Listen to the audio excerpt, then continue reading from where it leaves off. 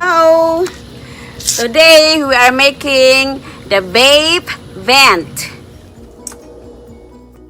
The things you need are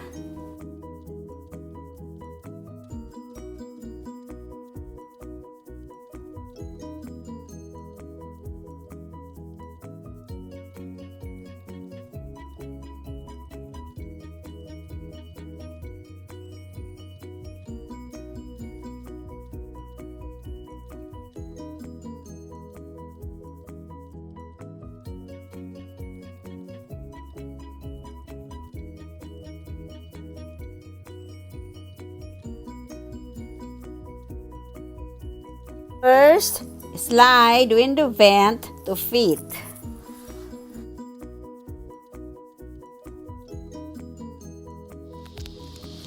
I cut it to 1 inches for the insulation. 1 inches.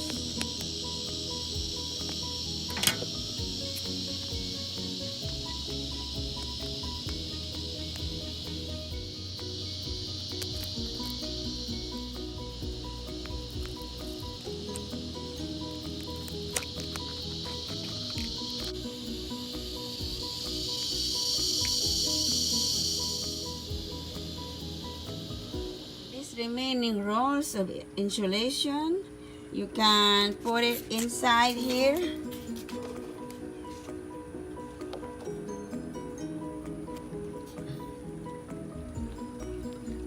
Okay, just cut it off with scissors, just like that.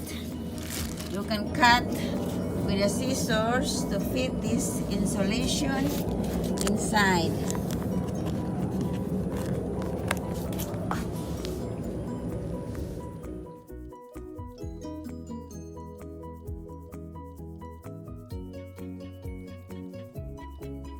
So you just put it there, the insulation.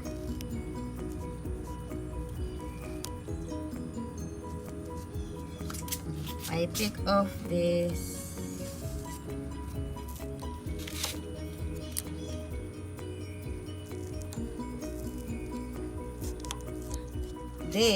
because it's thin, so to make it thicker I have to double it with the insulation. Okay, just put it there.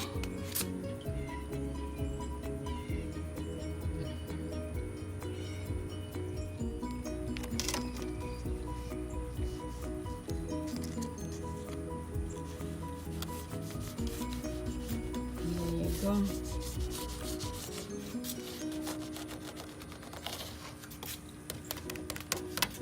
And then you remove the foil.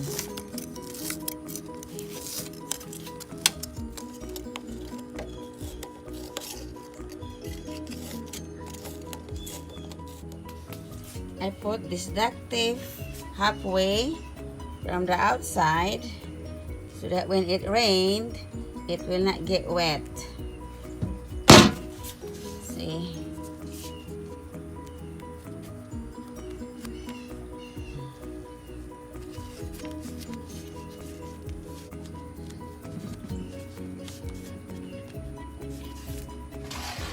You open the window. Hi, hello. And then you fit this below the window.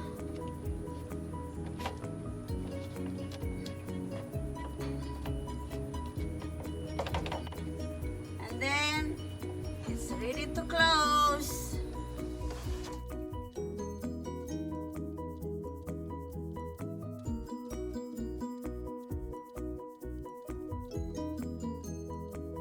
Cut the 4 inches diameter of clear PVC hose about 5.5 inches. Zip tie to the end of 4 inches cone reducer to 4 inches ventilation fan.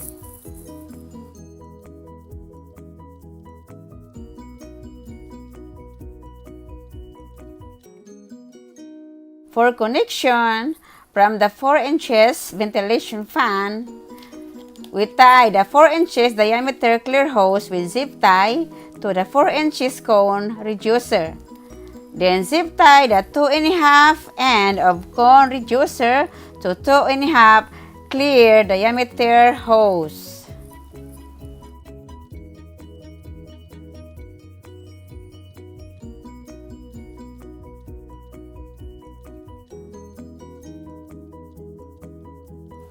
From the 4 inches diameter ventilation fan, zip tie with a 4 inches diameter clear hose.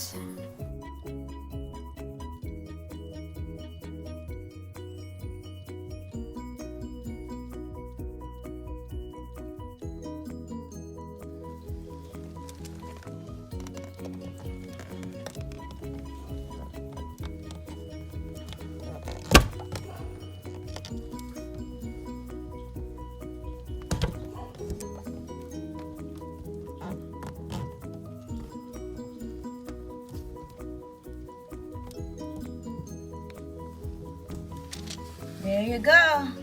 It's ready to go.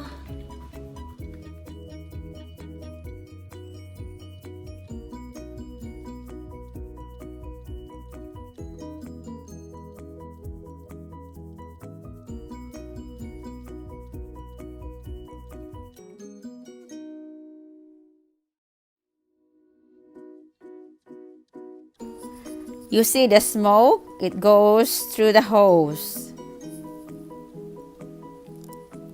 And this is the ventilation fan machine.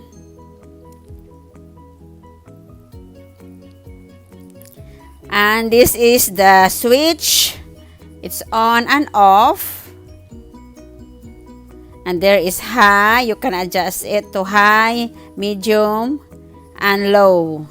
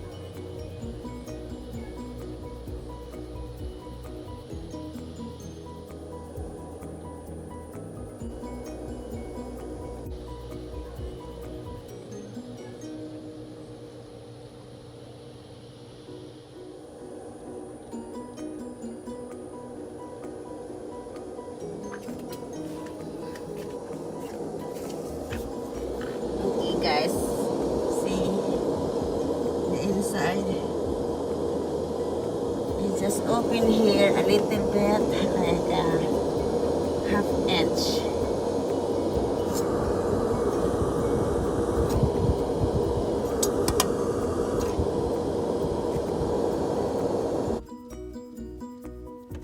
At night,